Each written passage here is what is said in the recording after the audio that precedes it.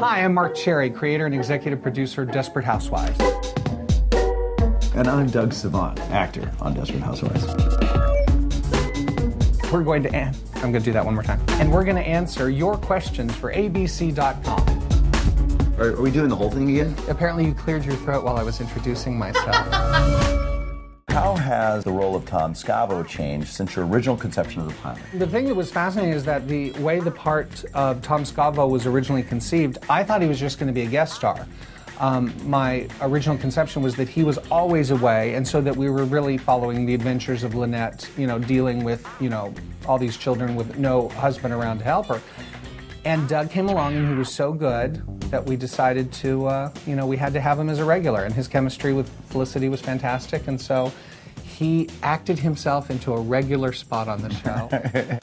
Can you really play bass, or did you fake it for the band? I gave them four things that I could competently do in music. I come from a family of musicians. I can play the trumpet. I play piano. I have all the requisite passion to be a singer, but really none of the talent. So that could be funny. And I gave in a harmonica. And they said, Doug, we've chosen the bass for you. And I have no.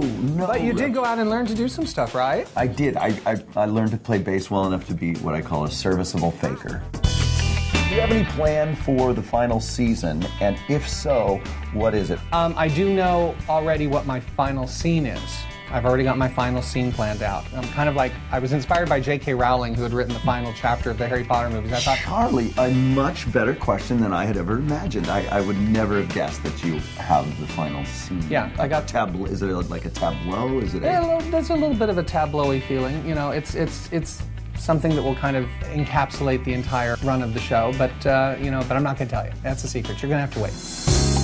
Have you ever been a stay-at-home dad like Tom? I have been a stay-at-home dad. My wife and I are both actors, and so when my wife goes off and works, I do all the parenting. I do everything. I like to say I am capable and have done everything that my wife does outside of nursing the children or giving birth to them. I cook, I clean, Do you still cook and clean now that you got a big-time Hollywood job? Yes. Okay. If you had to choose one, which scene on the whole show was the most difficult to shoot? For me, the most difficult scene that I will ever shoot will be the last scene of the last day, because then I have to say goodbye to this, which has been such a tremendous experience. And I thank God, even though days are long and the work is exhausting and tiring, I do sometimes slap myself to remember that this is the greatest ride any writer could ever possibly be on. What I've experienced with the phenomenon of the show, doesn't happen to everybody. Are there any incidents you wanted to use in a storyline that the censors deemed too outrageous? The big one that people always quote, which I guess in retrospect the censors wish they had stopped it, was Rex cries when he ejaculates. And what was so funny about that line was that I pitched that line to the network after they bought the pilot. I was actually giving them an example of how this show would work in subsequent storylines, because the Susan Lyne, who's at that time running ABC, she loved the pilot, but she didn't understand how the storylines would be both soap opera-esque and then comedic. So I was saying, we'll continue the marital problems, and then I pitched that line as the end of the scene, and everyone thought that was great.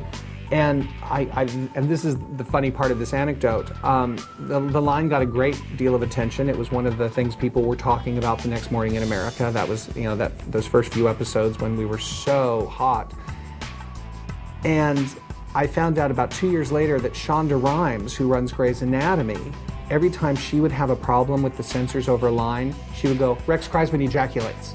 And finally, I think after a year, Shonda said, the censor said, you're not allowed to say that to me anymore, because the censor was getting upset. Will Tom ever be friends with Dave again? I don't think so. I think that Tom, that trust is really blown, and I think... Also, he kind of whipped your ass at the end of the fight, so that was kind of humiliating, and I don't know that you would want to I don't think that I've had a fight on the show that I've actually out and outright won. I've done a pretty good job beating up the kids. That's true. Right? Remember, in the... Yeah, that fight with Penny was fantastic. How are you like or unlike your character, Tom? I like to say I'm like my character in this way. We both share the same philosophy of life. Happy wife, happy life. So in life, I try and make my wife happy, and here at Desperate Housewives, I try and make my wife happy. I think Tom represents, although slightly buffoonish at times, he represents a guy who's meant to be a husband and a father. And I think those qualities are very inherent in Doug himself. And that's something you can't really fake. I don't think you can act your way into. And I think that's why the relationship works so well. Thank you so much for joining us today on ABC.com. I'm Marc Cherry, creator and executive producer of Desperate Housewives. And I'm Doug Savant, actor on Desperate Housewives. So make sure you watch Desperate Housewives this coming Sunday for an all-new episode, 9 o'clock, 8 o'clock Central. Watch the show.